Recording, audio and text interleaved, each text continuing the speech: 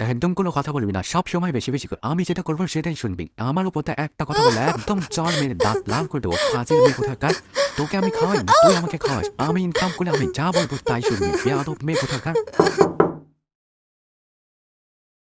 যা দেখ গিয়ে কে এলো, ফালতু একটা মেয়ে। ও ভাবি আপনি? না না, কোনো সমস্যা হয়নি, না সব ঠিক আছে।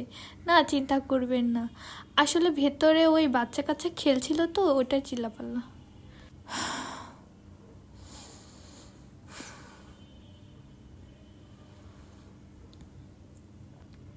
হ্যাঁ মা, কেমন আছো তোমরা? এই তো আলহামদুলিল্লাহ আমি ভালো আছি। না না সব ঠিকঠাক আছে। হ্যাঁ, খাওয়া দাওয়া করছো? হ্যাঁ আচ্ছা ঠিক আছে, এসো কিন্তু আমাদের বাসায়।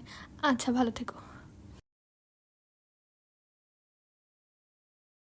কি ব্যাপার, আমি তোমাকে এত মারলাম, এত গালাগালি পারলাম, অথচ তুমি কাউকে একটু জানতেও দিলে না যে।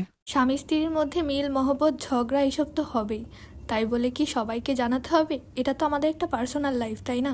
আসলে তুমি ঠিকই বলেছ, তুমি আমাকে সবার কাছে ভালো রাখো, আর আমি তোমার সাথে এমন করি। আমাকে মাফ করে দাও প্লিজ।